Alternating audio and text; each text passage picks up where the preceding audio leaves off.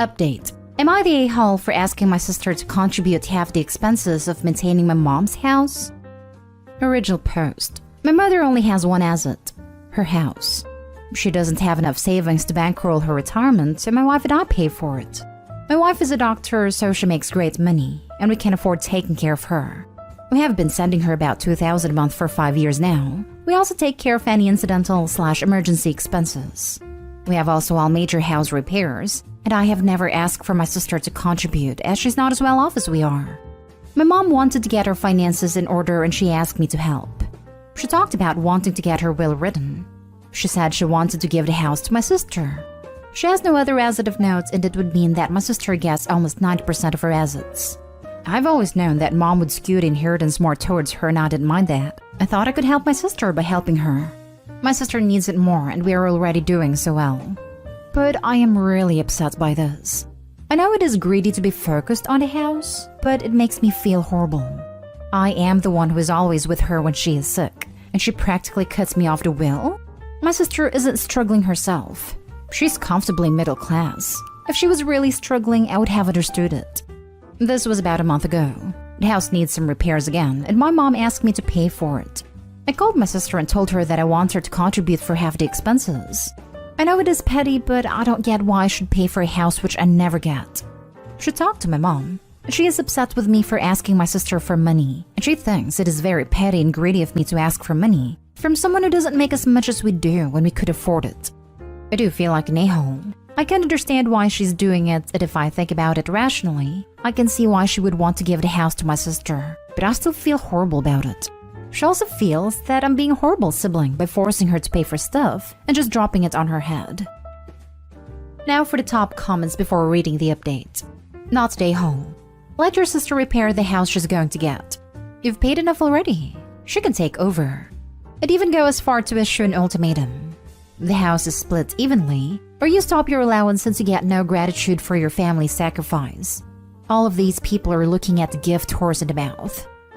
You and your wife have given $120,000 over the past 5 years. Your sister should be the one paying everything for the maintenance of the property she's going to get. You've been very generous taking care of your mother and helping her keep her house. But maybe it's time for your mother to sell her house and downsize to something she can afford, or afford with less financial support from you. Since it sounds unlikely you will get any sort of inheritance, you also should be saving for you and your spouse's retirement to make sure you both are comfortable later in life. Not an a-hole. And not using your wife as an ATM to fund your ungrateful mom. You're the a-hole for that. I have heard, though, that whoever treats an elderly person the best is usually treated the worst. I saw some of this when my oldest sister was helping my great-aunt. Also, life throws curveballs. Who knows where you might financially be in 10 years. This is true.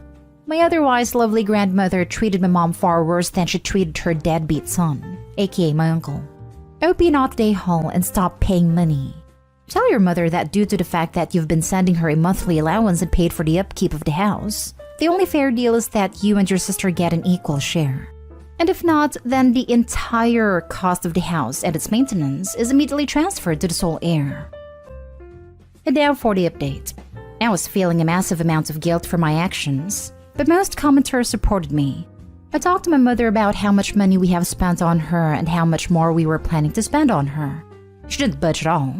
I was incredibly frustrated, and we ended up having a yelling match.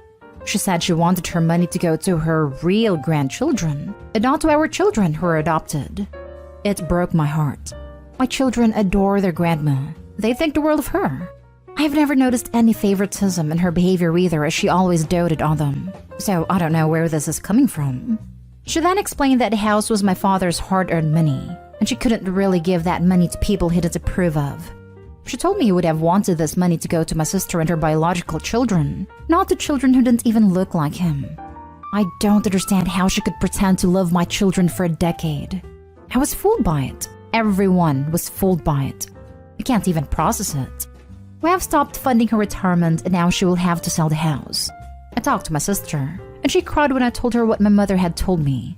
She said she would handle buying our mother a new home. I haven't visited her in a month, and I'm not planning to visit for a long time. I'm so sorry that your mother has turned into this person that you no longer recognize, But your children are so incredibly lucky to have a parent that puts them above this kind of crap. OP, has your mom had a thorough wellness check lately? If this behavior/attitude seems out of the blue, it could potentially be an early sign of dementia. I'm wondering the same thing. This seems like such a shock to OP, and if her behavior has changed so much, a checkup might be worthwhile. Thank you for the kind comments. Yes, my wife did say it could be dementia. My sister is planning on getting her a wellness check soon. I'm trying not to think about it. If a parent called my adopted kids not their real grandkids, they'd never see another penny from me. I'm the only mixed kid in my family, and my gram would have never said anything about it. When my grams died, she started parceling out jewelry to all the kids and grandkids. I was very aware I might not get something since I was a step-grandkid, but she gifted me with the most beautiful set of rings. I will always love her for that. To say your grandkids aren't yours because they're adopted or step is insane to me. My fiancé has 4 grown boys. His youngest is having a baby soon. I'm beyond excited. Will I be a grandma at 36? Yes. Is that insane? Yes. Are he and his partner asking me what I want to be called? Yes. I would never. Yes, I didn't raise his kids, but I'm here now and they call me Mama Lo. They know I'll be their kid's extra grandma. Your mom sucks. Period. Her selling the house is for the best. I thought maybe it wasn't worth much, but since reading through your comments, I saw it's worth between 1 and 1.5 million. She could definitely buy a smaller place and live off the proceeds of the sale. Most seniors tend to downsize for just that reason. You shouldn't have to subsidize her retirement when she is capable of doing it herself. You also shouldn't be paying to fix a house you have no equity in. I'm sorry you had to find out such a shocking revelation by your mom. Just an aside, if what she said about your children is so out of character, maybe her faculties are declining. Next story. Am I the a-hole for refusing to let my parents move in and reminding them that they backed the wrong horse? My 37 male family comes from and is a long line of doctors. Being a doctor is the only acceptable profession in their eyes, and anything aside from that is met with literal abandonment. Which is what happened to me when I turned 17 and told my family I was not going to be a doctor, but to build an acting career/social media career. YouTube wasn't huge then, and supplement my income with small business endeavors. When I told my family this, they kicked me out, and we subsequently lost contact for 17 years. During this time, they moved to the UK and my sister became a doctor, and my older brother got into a very competitive stream for surgery. Neurosurgery specializing in spinal tumor diagnosis and removal, which she has now finished. We reconnected when COVID hit and they told me they were moving back to Sydney for lifestyle reasons, and because my brother has found a $750,000 a year job. During the last 2 years, they never asked me how my acting career/social media stuff went. I basically assumed I was just slumming in Sydney. To their credit, they were correct in that I didn't make it big in acting, or make it at all. I did, however, make it big as an investment banker, and recently made partner at the bank I work. This came to head on Friday when I met them for house shopping. I walked to meet them, and when they asked about my car, I just said I preferred to walk, and then they realized the areas they wanted to live, despite being highly paid medical professionals, simply wasn't going to be happening, as the houses cost north of $20 million. When we decided to call it a day and regroup, they suggested going to my place before going out to dinner. When we arrived at my house, they thought I was renting a room and inquired how much rent was. I informed them that I wasn't renting and that this was my house. They lost their minds, started accusing me of lying to them for years, and only meeting up to rub their face in my probably illegal gained wealth, and then capped it off by informing me that they'll be living with me now, instead of with my oldest brother, since they can't be seen living in a worse house than their son. I laughed at them and reminded them that they bet on my brother and sister, not me, and that they have a better chance of living with my neighbors than me. At that point, they threatened to cut me out of their will, to which I reminded them of the fact that they can't even afford to buy in my area, so their willed assets don't really matter to me. Now they aren't talking to me, and my brother and sister are saying I should have been proactive in letting them know of my success. I have a public LinkedIn profile, so they literally never Googled me. Edit. A lot of people are critical that my family just kicked me out or that it's unlikely a parent would do this. Obviously, I wasn't a great child in their eyes in general, and this was the final straw, so to speak. Also, Desi parents are a different level of parents. From washing your father's feet, to not speaking unless spoken to, not allowed to talk to opposite sex, and viewing the head of the house as an almost god figure. It's a bit different. Desi parents are also incredibly strict. Not like your room needs to be clean strict, but like clean the entire house, wash the cars, wash iron everyone's clothes, or you are getting beaten with a broom. Not today, home. Let them know you're successful? Why?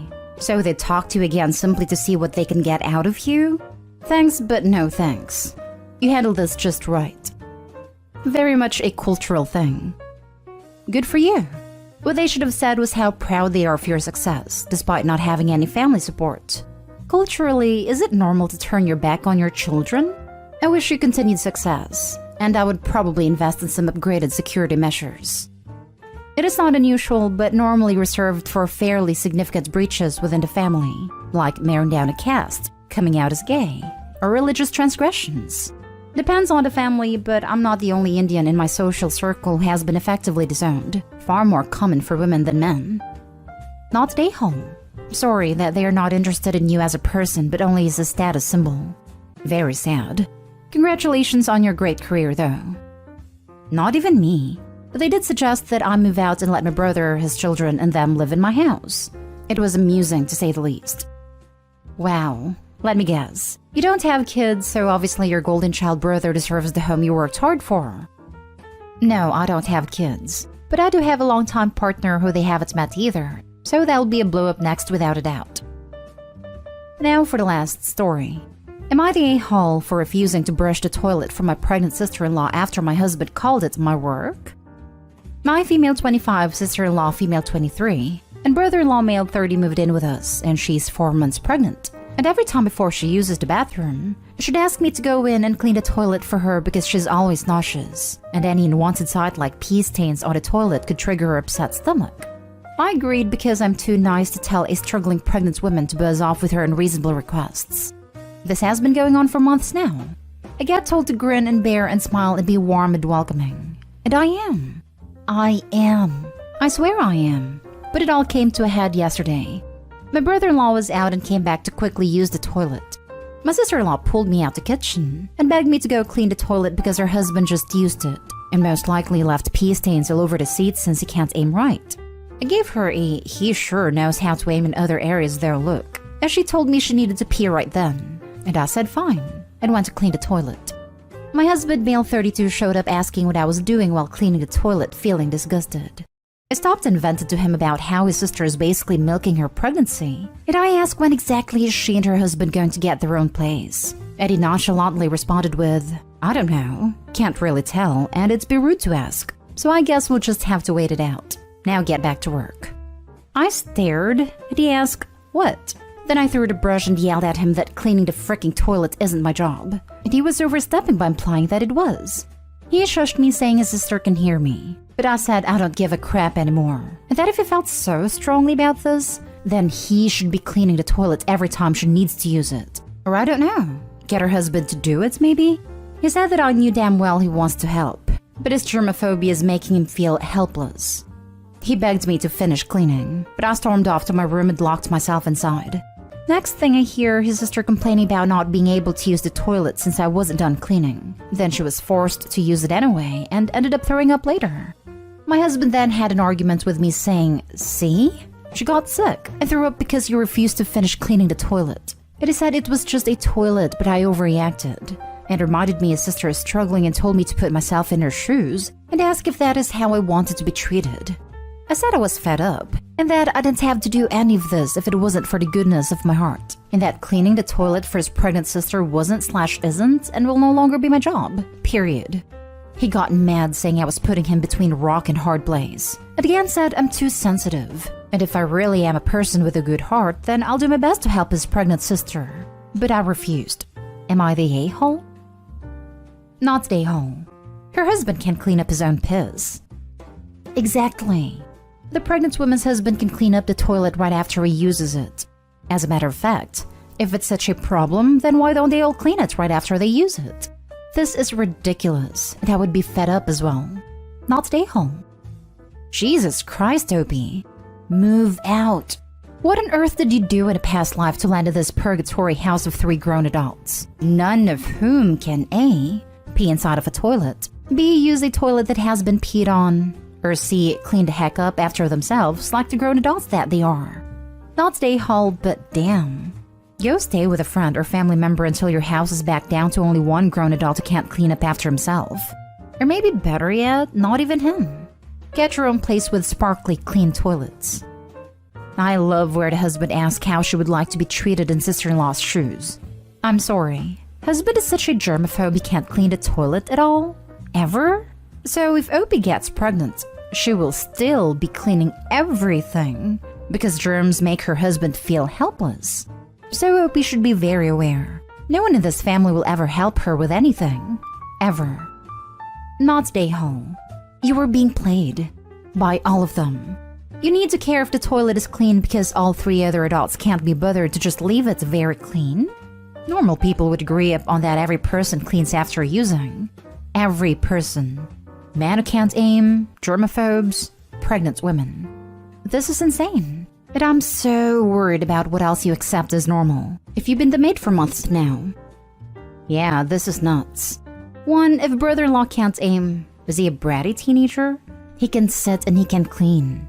He shouldn't be leaving the toilet dirty like that. 2. Most pregnant women can and do use and clean toilets.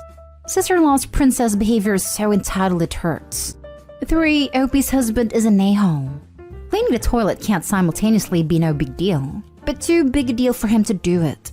He can talk out of his bottom about how Opie would like to be treated all he likes, but that's a bit of a stupid question for him to ask. If Opie actually stops to think about how she'd like to be treated, she very well may not hang around long enough to be in a position where she's pregnant or vulnerable.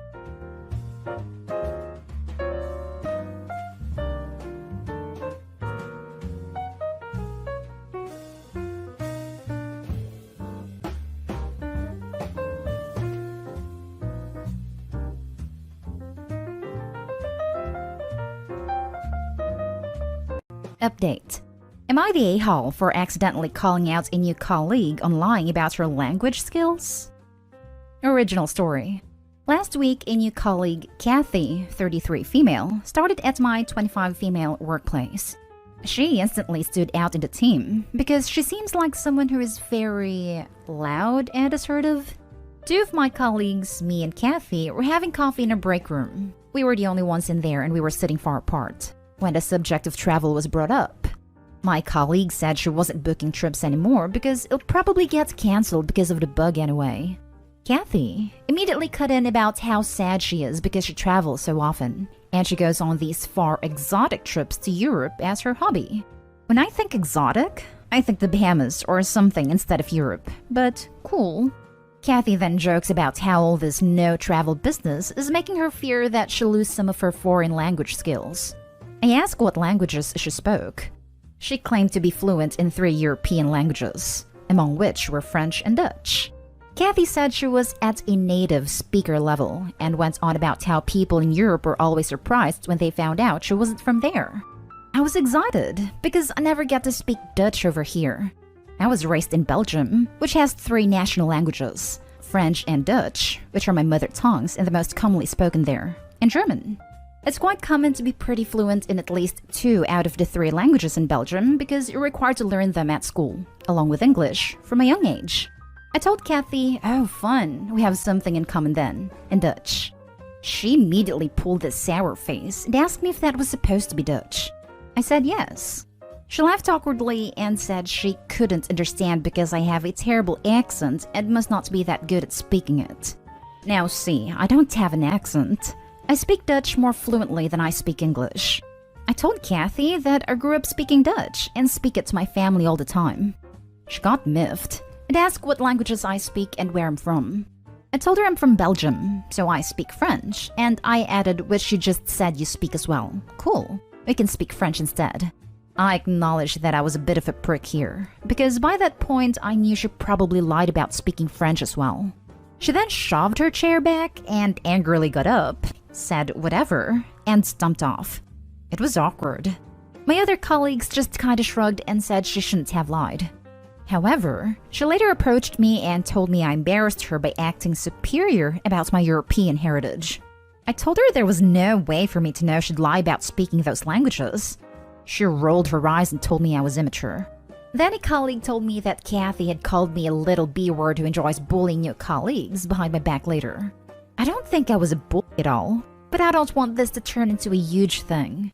Do I just apologize to keep the peace? Am I the a-hole? Now for the top comments before reading the update. Not the a-hole. I embarrassed her by acting superior about my European heritage. I mean, not that, but you are superior to her in that you don't feel the need to lie to impress people. Kathy called me a little B-word who enjoys tormenting new colleagues. Oh, Kathy. Talking aloud in the mirror again?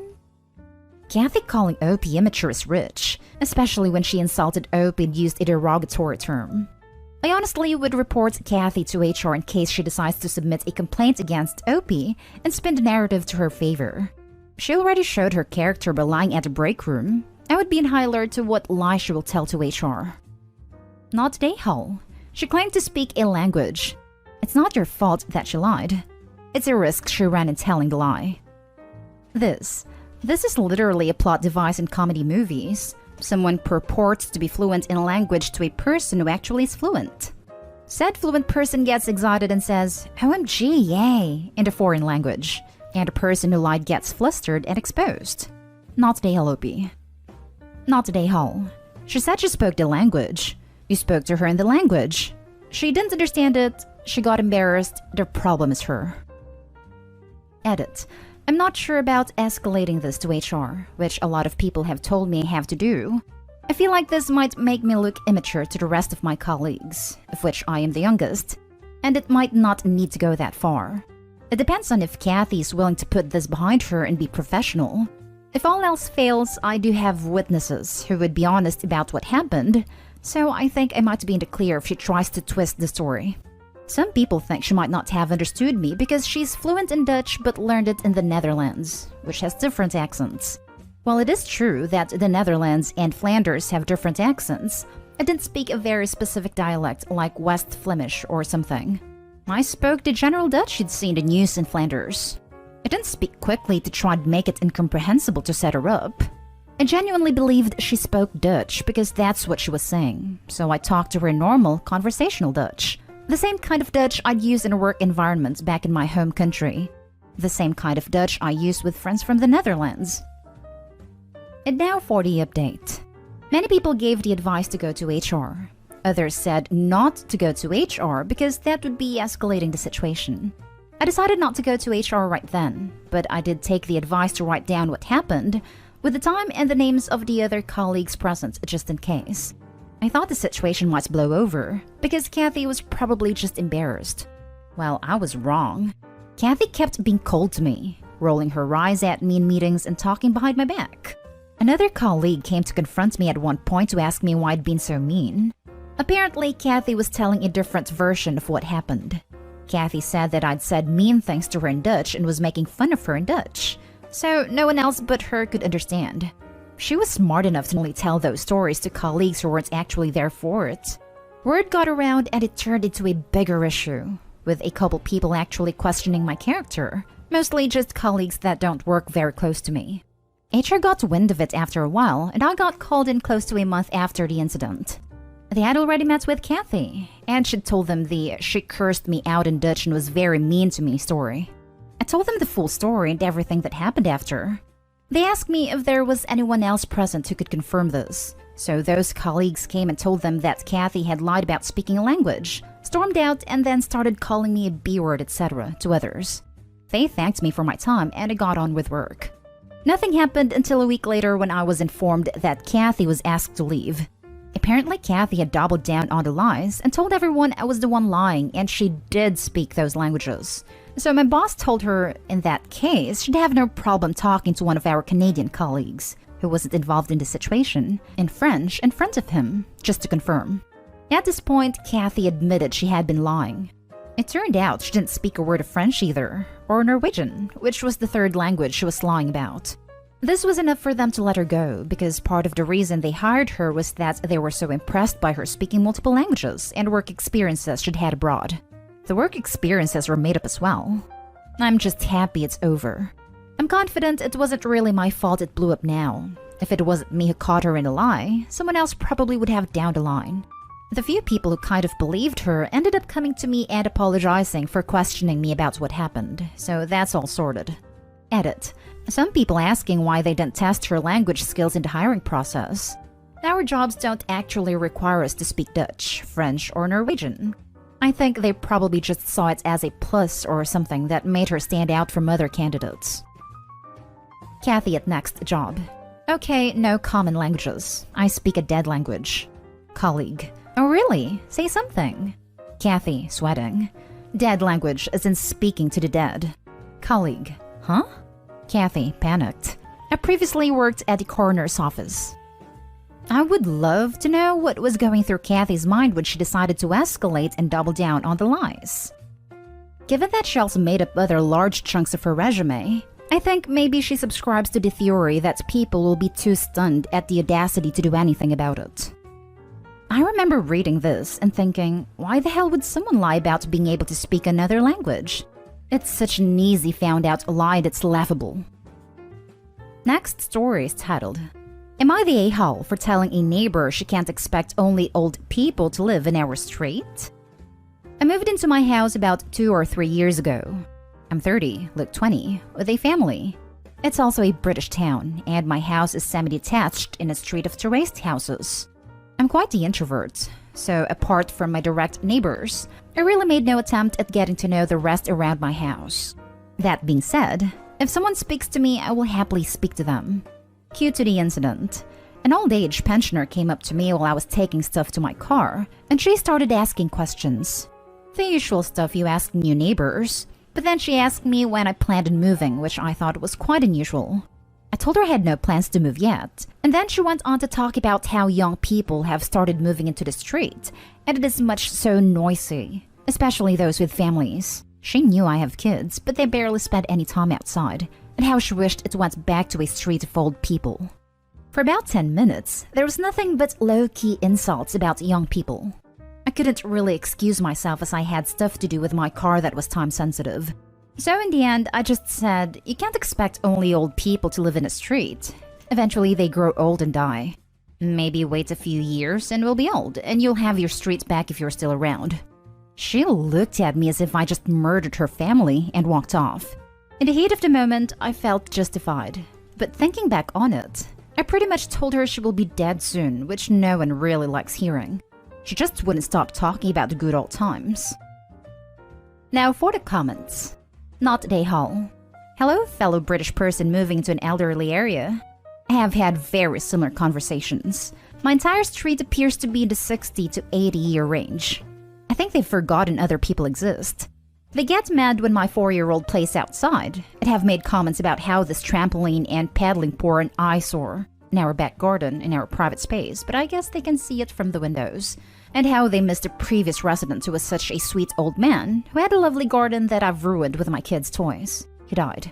Sometimes these people need to be reminded about how selfish they're being, and that retirement villages exist if they only ever want to encounter other elderly people.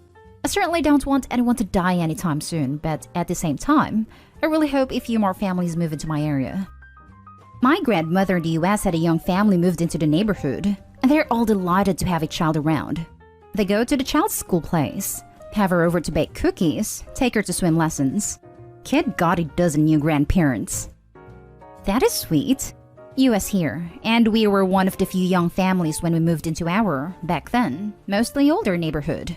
One of the original owners was still there when we moved in, and she asked me to say hi when I walked my baby down the street. She was an adorable woman who happily shared a 70-year history of the neighborhood, but we mostly heard how happy everyone was to have kids in the neighborhood. Not today, Hall. This woman wants to stand around in your yard and insult you, ask when you plan on leaving, and make you feel unwelcome. Yet she can't handle you saying anything back? Being old doesn't automatically entitle her to respect, nor does it give her a free pass to act like that. Ooh, similar situation here. English town, previously full of old people, and a few young people have moved in. The old folks are genuinely horrendous. Everyone 55, or maybe 60s? Basically those not retired. And under is trundling along, trying to get along with their neighbors, being respectful while still living their lives. And then there's this huddle of old 65-plus a-holes, constantly moaning about gardens being a mess, people sitting outside after 7 p.m. Anyone has barbecue? Better not go on past 6. Want a bit of appropriately volumed, non-offensive music playing mid-late afternoon? Well, you may as well be Hitler. Not today, Hall. And I don't know when it got to be standard that older people are the crappiest, most entitled, unrelenting, horrible human beings, but this is definitely the case today. Now for the last story. Am I the a-hole for not giving my friend a home? Me, 32 female, and my husband, 36 male, have a 3-month-old baby. It's been very stressful, and I've had really bad PPD, so it's taken me a while to come to terms with life again. I'm getting there, but still very fragile. I have a friend, Terry, 45 female, who I've known for a couple of years. She's been fine. We aren't great friends, but we're okay. She's from Italy, so doesn't have many friends here and came here with her husband. She doesn't work nor have any interest in working. It's unclear if she can work due to her visa, but she has never stated she can't work, just that she actively chooses not to. I asked a mutual friend, and they said that she can legally work and has done occasional jobs here, but then didn't want to, so stopped. Me and my husband have recently bought a 4-bedroom house for our growing family. It's really stretched us financially, but will be worth it in the long run. So the issue. Terry has recently had to leave her husband. Turned out he was secretly taking substances and he was pretty horrendous to her. She came to stay with us for a few days after it happened, and it was really intense. I cried most nights as I couldn't support her and manage my own stuff, and she just wanted to be involved in everything when I needed and asked for a bit of space. Eventually, 5 days later, I sat her down and asked her to find somewhere else to stay as I was really struggling. She was fine with it, and we spoke for a while about why. A friend of hers paid for her to stay in an Airbnb for a month, which is great. But she's now running out of days. She called me a few times crying, saying she will be homeless and has no one else to rely on, and I need to pay for her Airbnb or give her a room.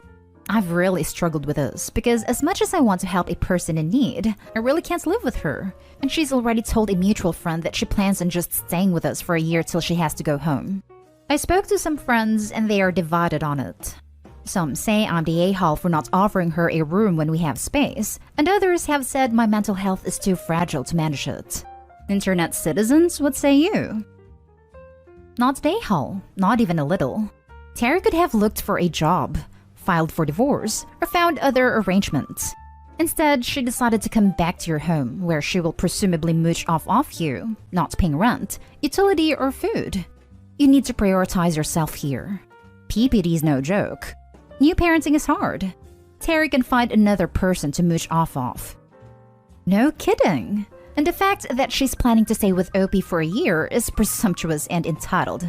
Opie needs to focus on Opie's needs. Why aren't the friends calling you the a-hole offering to give her a place to stay? Not the a-hole. It's easy to be generous with someone else's house, money and time. Opie's friends are a-holes. So in defense of the friends, most of them don't have any spare room, so Terry would be on a sofa. But you are right. I'm not sure they'd offer their own spare rooms if they had them. Have lived out of my car with my dog because of DV. Couches were freaking great. Super grateful for everyone who took us in, but also incredibly grateful for the people who respected our friendship enough to tell me, no, they can't handle it right then. It's so much better to get an honest no, and never build up a secret resentment for offering a service they couldn't actually emotionally afford. I hope things are better for you now. That's a tough situation. I really appreciate your perspective. Thank you.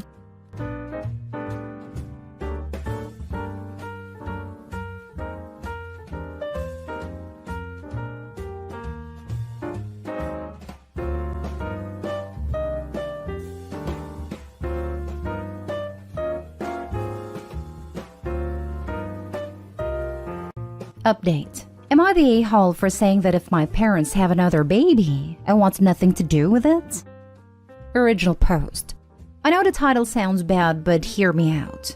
I, 17 female, have had a rocky relationship with my parents since my siblings, 10 male, 7 male, 3 female, 9 months male, were born. I was an accident baby when my parents were teenagers, and they have told me in arguments that I ruined their lives. However, this is not what the post is about. My parents are notorious workaholics and constantly accuse one another of cheating. It's stressful for everyone in the house, young ones included. All of my siblings have had paternity tests. Because they work so often though, it means I'm often left, for sometimes 48 hours, to care for my siblings alone. This has gotten so bad that the 9-month-old and 3-year-old sometimes cries for me instead of our actual mother. I cook for them, make sure they get to school on time and do their homework. I clean and play with them. The 10-year-old invites me to his football games, and I don't get time to do anything for myself. Well, last week me and my parents were arguing again. They want another baby to bring them closer together.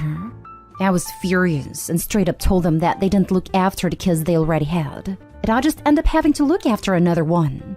I told them that if they have another baby, I want nothing to do with it, and they will be all on their own.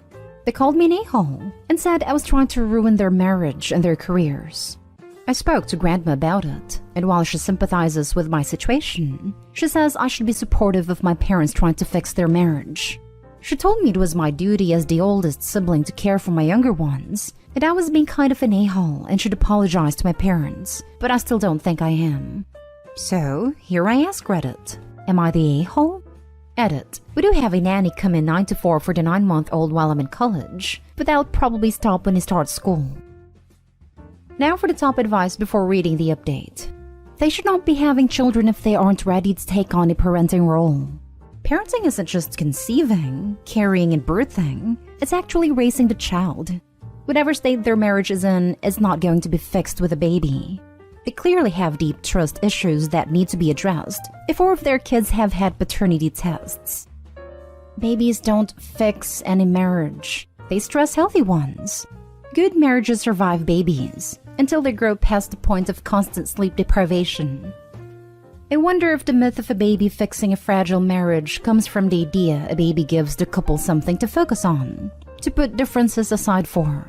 But no one should bring a baby into the world on that gamble, because if the gamble is a loss, there's still a young kid who needs to be raised. Relationships need to be fixed by addressing the issues causing the problems to begin with. Here it's trust, and it's obvious children are not the solution when they've tried multiple times. Not stay home. This is a form of mistreatment. Also, having another kid isn't going to fix their marriage, especially if they blame you for their marriage problems. Move out of there as soon as you can. I want to, but I'm worried about my siblings if I do. I genuinely don't think I could leave them on their own. And I don't want to force the responsibility I currently have onto my younger brother. It's just an awful situation, to be honest. Your brother is too young to take care of them by himself. If you move out, and they try to put it on him, someone can alert authorities to ultimately force them to actually once be parents. I hope you can escape soon. What your grandma said is BS. It is not your responsibility. Not stay home. Not stay home. They have had 3 babies to fix their relationship, and it is still awful. They don't need another one. You are not supposed to be the parent of your younger siblings. Update. After all your comments, I have spoken to my aunt in detail about the whole situation, and she is horrified. She's my dad's older sister, and has unfortunately never been able to have kids. She's the closest thing I've ever had to an actual parent though. She told me that I need to talk to my parents about this and she'll stay with me while I'll do it. I messaged them that we need to have this talk tomorrow and it's non-negotiable. If they didn't turn up, I'm calling CPS next time they leave me alone with my siblings. Simple as that. They're annoyed but have agreed to come. I'll keep everyone updated. Update 2. So, we have spoken. My aunt was with me the entire time and I couldn't be more grateful for her support. I told my parents that they need to grow up, basically.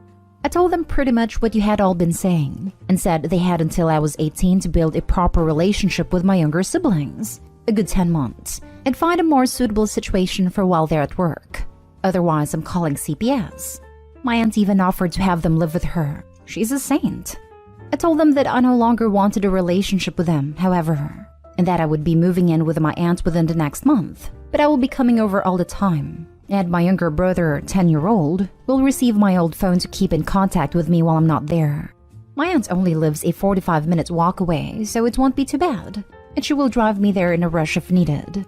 My parents were furious with me, said I was ungrateful and that I don't love my siblings. I told them that I was doing this because I love my siblings. I don't want them to be better parents for them, and I had to leave for that to happen. I've also spoken to my siblings who are also upset with me, but a 10-year-old understand, and the younger ones know they'll see me pretty much every day. My parents have threatened to have my aunt arrested as I'd be moving in with her underage, and without their consent. But I told them I'd show the police every single piece of evidence I've collected over the years, and then they'd lose all their kids. Overall, it didn't end well, but it needed to happen. Maybe I'll update again in a month or so, but for now, this is goodbye. Thank you everyone for all the responses and advice. I appreciate every single one of you. Now for the third update 2 months later. So, since my first post, things have been chaotic. I moved in with my aunt and have had the opportunity to be an actual teenager for once in my life. She's been letting me go out with friends, cooks the majority of the home meals, is my shoulder to cry on. But unfortunately, things haven't been all good. About 2 weeks or so after I moved in with my aunt, my mom showed up at the door with all 4 siblings in tow. She looked a mess. If I'm going to be honest, my mother has always been a very put-together woman, so I was kind of worried. She said she tried, but she couldn't do it, that she wasn't cut out to be a mother, and she begged for me to come back. The kids also looked miserable. The 7 male and 3 female were clinging to me. The baby was crying, and 10 male was just silent. He's usually a huge chatterbox. I told her I was not coming back, but my aunt repeated her offer to take in all of us on the condition that they had no more children. My aunt is a well-paid woman who's always wanted children, but wasn't able to have them biologically and felt like we were close enough to hers anyways. She has a fairly large house already, but has said she'd move if need be. My mom just broke down. She said she didn't want to give any of us up, but she just couldn't be who we need her to be. She admitted that her and my dad were considering a divorce, and I encouraged her to seek some professional help. In the meantime, my siblings are staying with us. We collected the majority of their belongings, and my aunt has hired a nanny to be with us when she can't be.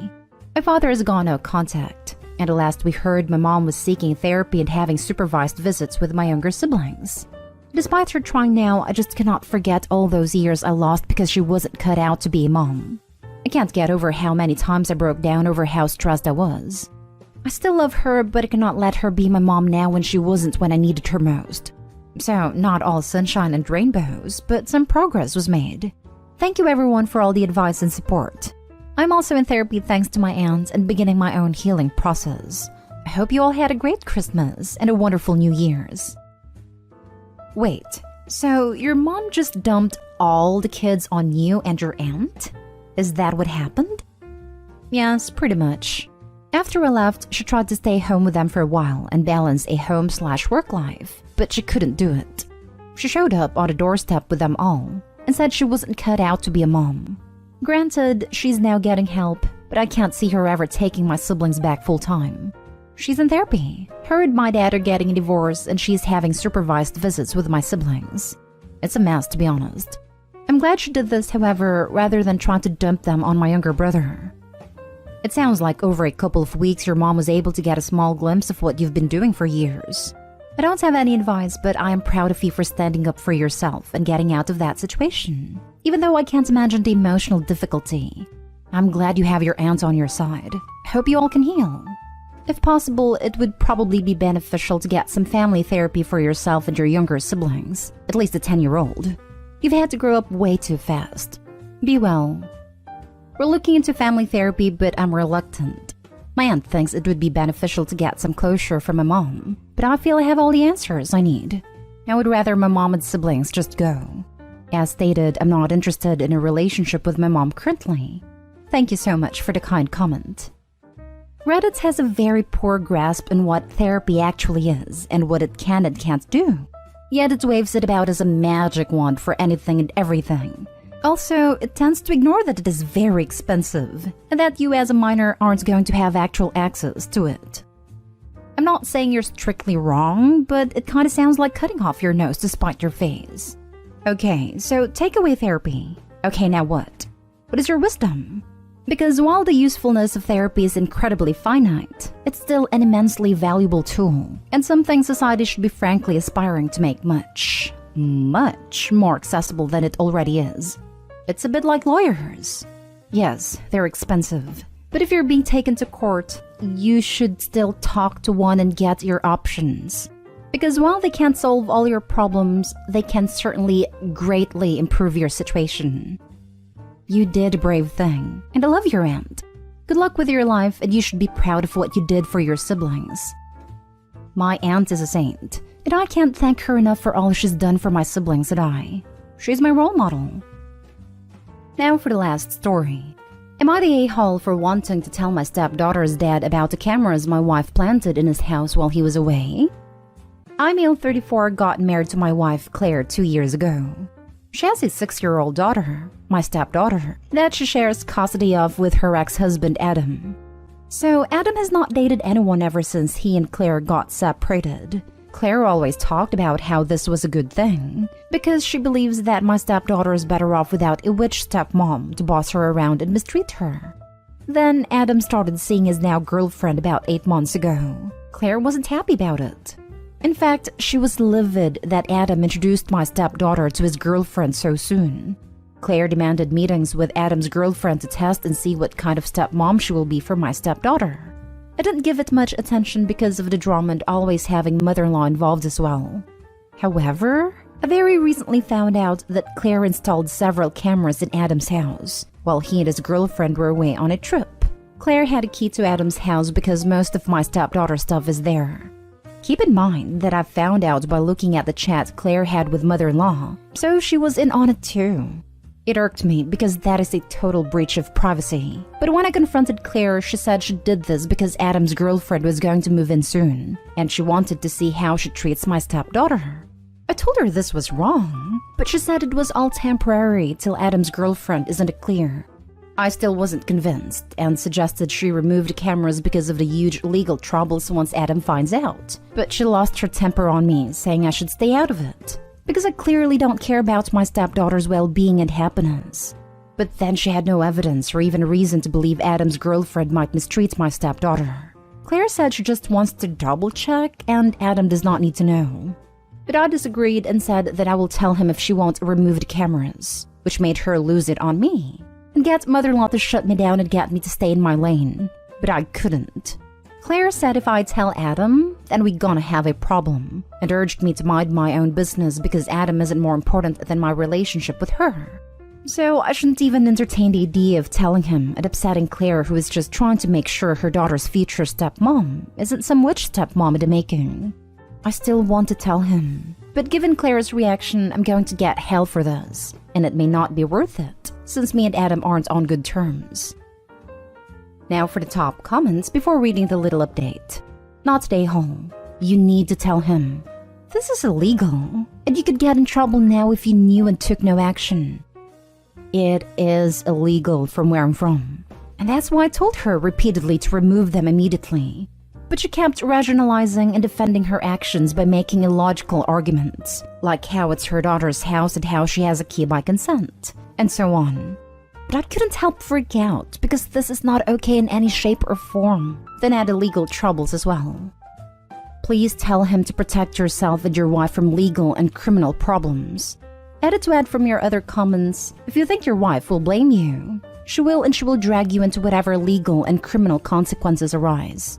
You also need to handle this to protect your stepdaughter emotionally. Is she supposed to feel safe with people her own mother doesn't trust? The cameras are also a great way for your wife to lose custody of her daughter, so think of that too. Edited to add, I had limited my comment to OP's specific question, but I definitely agree that the mother is acting crazy, and OP should protect himself at this point. The cameras are also a great way for your wife to lose custody of her daughter, so think of that too. Yep, came here to say this. Installing surveillance devices without the proper credentials/license could lead to actual jail time, and depending on where you live, could also be considered a felony. This gives Adam ample evidence to fight for full custody, considering the court doesn't remove her from your home immediately. Her behavior is major red flags. Not stay home. Tell Adam. This is a total breach of privacy. Depending on the law in the country you are from, you could have serious legal issues if Adam finds out. I'd reconsider staying married to this woman if this is what she's willing to do. The goal doesn't justify the means. I told her about the legal consequences, But she kept saying since her daughter lives there, then it shouldn't be a big deal if Adam found out. Ask her if she's fine with him planting cameras in your house. Not stay whole, but I'd reconsider this relationship with these red flags, and involving her mother to go 2 versus 1. At the least, some therapy seems in order. Not stay home. This is beyond crazy, and quite frankly, disturbing. If I were you, I would take a long, hard look at your wife and ask yourself if she is really over the ex. The fact she celebrated him not having a relationship and moving on, and how she reacted when a girlfriend came into the picture. Worst case scenario, she's not over her ex. Best case scenario, she's a control freak with no boundaries. Lots of red flags here. You should be very concerned. Now for the little update.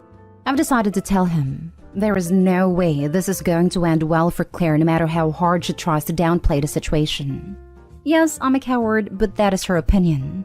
I told her that I was not going to get caught in the middle of this whirlpool, but she insisted I was the one trying to get involved, still ignoring how messed up her actions were. She can go ahead and turn every argument into a screaming match where I'm the one to blame, but I'm getting sick of it.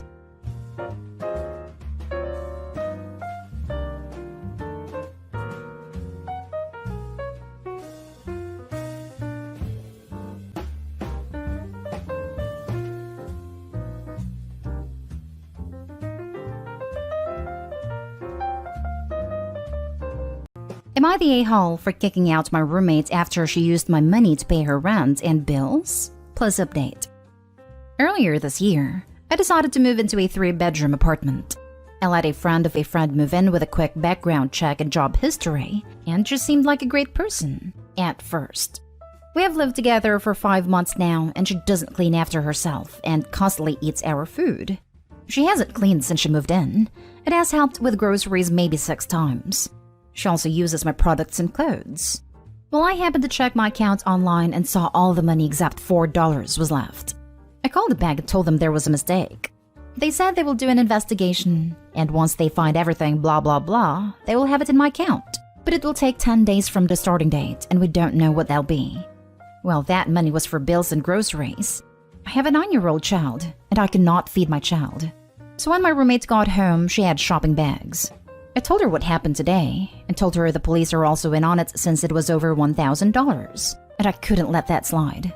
She gets antsy, and before long is asking how long before they know who it is, and I said not long.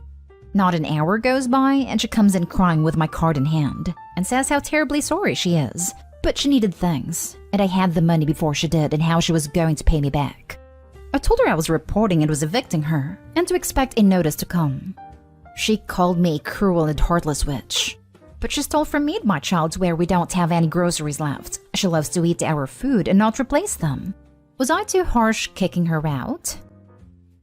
Now for the top comments before the little update. Not day haul, and I feel like you know that already. Lol. Her not having money isn't your problem. She stole over $1,000 from you. Isn't that considered credit card theft? I'd press charges honestly. It's not okay at all. I already know she can't see her doctor and is off her meds, and this may be a symptom of everything going bad for her. I do feel for her as she was always nice, but messy. I get it. I was like that once, but my kid changed me. Yes, but she's absolutely not your problem. Your child is your first priority. I wonder what else she stole. Not day home. She stole from you and left you unable to provide for your child. There's no way you could be the a-hole in this situation. That being said, make sure you evict her the right way. I don't know your release situation or the local laws, but for your own sake, make sure it is all above board, just to avoid an unnecessary headache. I'm going Monday to take care of it. You have to call my landlord and have him draw it up as he said I was responsible. I don't know if he will draw up the eviction without the money in hand though. We are sitting ducks right now. Not stay home. She's been taking your things and effectively stole your money that you had for reasons.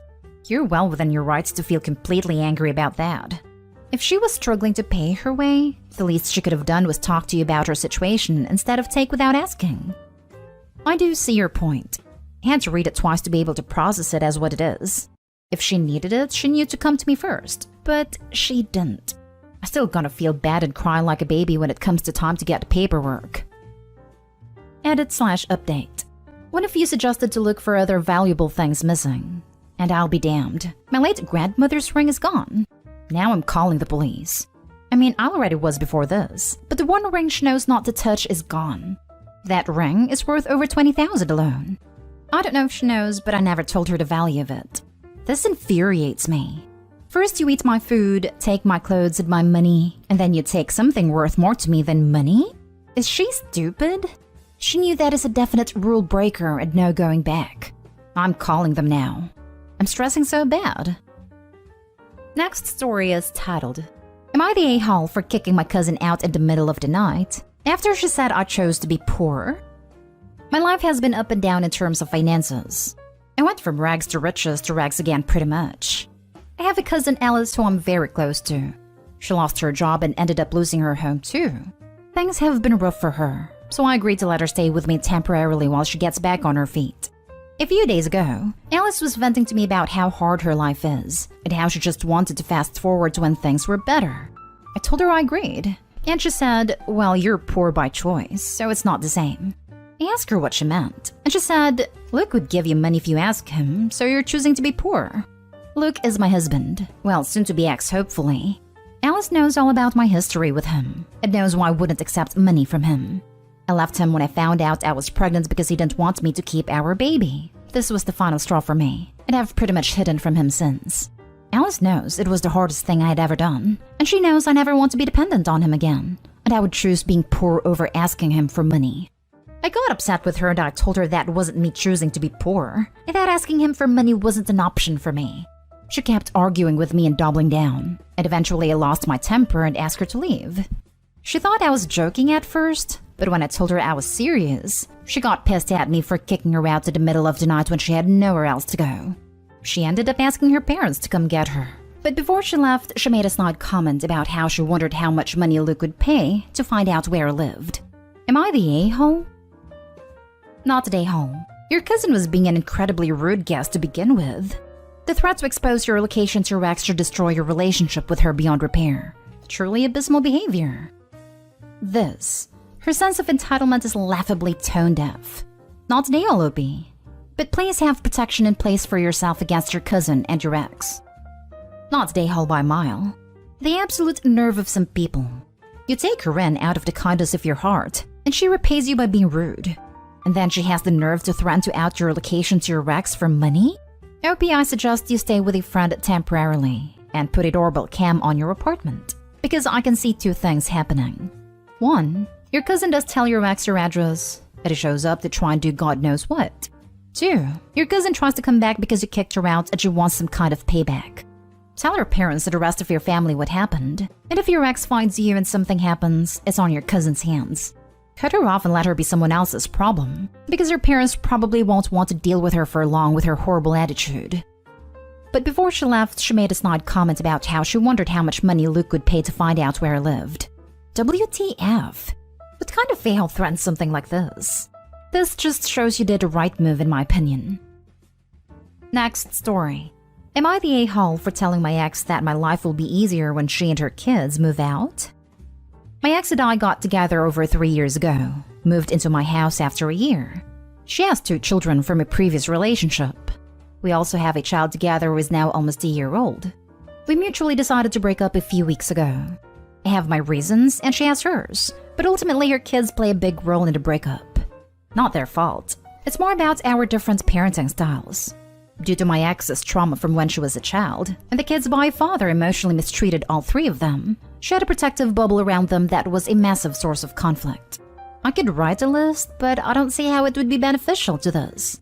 Anyways, we broke up because we didn't want to resent each other for our child's sake, like the way she resents her other kid's father. They have been staying here until she finds a new place. However, she keeps making remarks about how I'm going to struggle on my own, especially when I have my daughter half the time. I've left it be because I'm pretty sure she is projecting, as she will no doubt struggle, but it is also the damn time. I was having a particularly bad day at work and she knows, and she brought up how I'm going to cope with work and our daughter. My life would be easier when they move out. Yes, I will be having my daughter 3 nights/4 days a week. I changed my work pattern, so when I do have her, I don't have to work, so I have no issues there. Looking after my daughter will be a breeze. I have no issues now looking after her. In fact, I make sure I have her more than her mother because I love spending time with her. It will be even easier when her and her kids move out for so many reasons. The biggest is that all three cannot help themselves and always have to disturb my daughter when she's trying to sleep.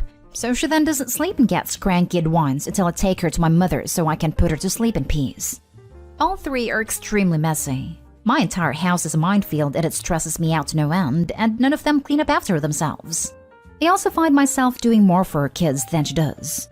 I always take them to school and pick them up, take them to their after-school activities, make sure they're fed and shower often, as otherwise she wouldn't remember.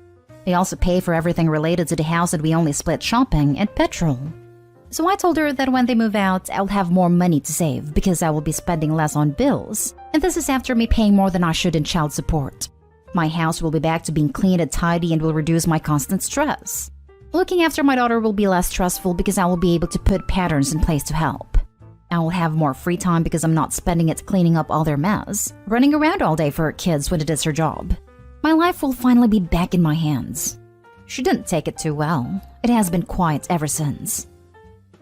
Not today, Hall. Her silence is exactly what she needed. She knows you were right.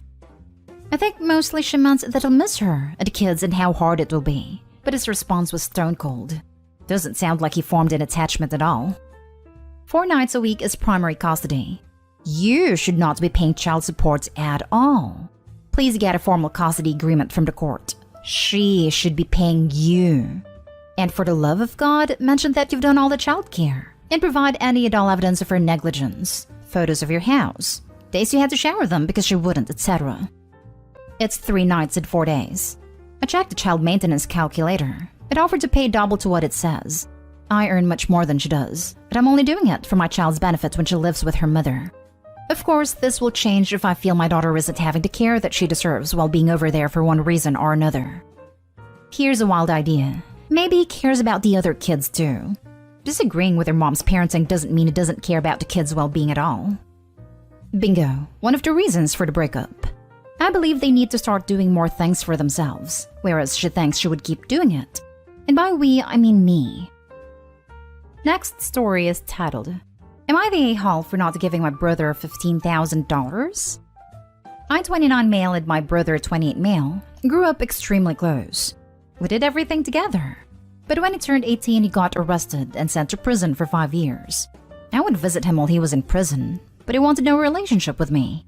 Even when he was released, he would not reach out, so I gave up on working on a relationship with him. I'm now married, have a daughter on the way, and work in the government. My brother lives with my parents, does not have a job, and spends most of his days drinking. Then a few months ago, he texted me asking if we could meet at a local restaurant. We met and he asked if I could give him $2,000 to help him get back on his feet. The only thing I asked was that if I gave the money, could we build on being brothers again? He agreed, and I wrote him a check. Now he calls me and tells me that he needs more money. My parents kicked him out of the house and that he needs a place to live. I asked him what he used the money I gave him on, and he told me that he used it on alcohol and clubs. He asks if I could give him $15,000 and help him find a place. I told him no, that it was a lot of money to ask for. I offered to help him find a place that he can afford if he wants. He hangs up on me and sends me a long text that I have always been the favorite son, and he never wants to talk or hear from me. I did try to reach out, but he blocked my number.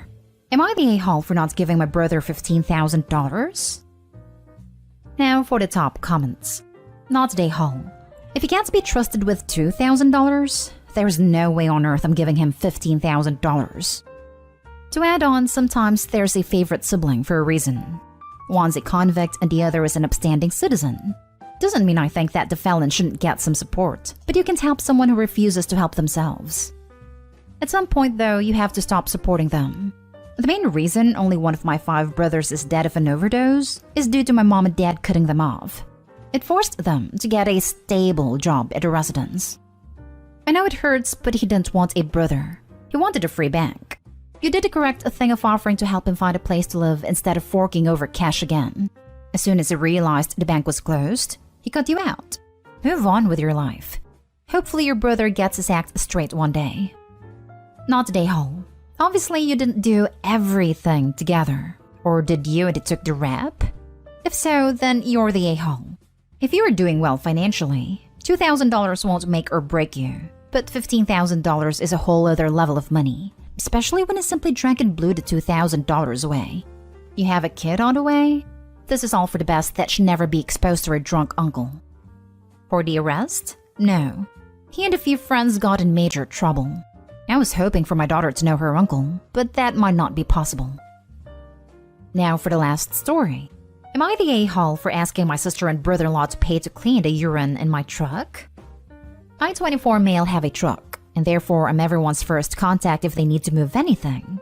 I typically have reasons to get out of it, but this time my sister, 27 female, needed help moving.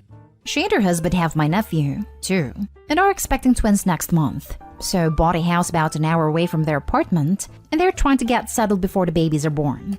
I had plans, but pushed them back so I could help them make 2 trips to the new house. My sister was packing things at the apartment and came with us on the second trip to the house. About 20 minutes away from the new house, my sister said we needed to pull over so she could use the bathroom. I let her know how close we were so she could hold it for a little longer. Her husband demanded I pull it to the nearest gas station, but we were about to pass it anyway, so again I said she should hold it for a bit. Well, she released a full bladder of urine all over the back of my truck. She couldn't get it all cleaned out when we got to the house, so I told her I'd want them to cover the rest of the cleanup. My brother lost it on me and said they wouldn't pay for anything since I wouldn't pull over. My sister's a grown woman that I've known my whole life. She can hold it for 15 minutes.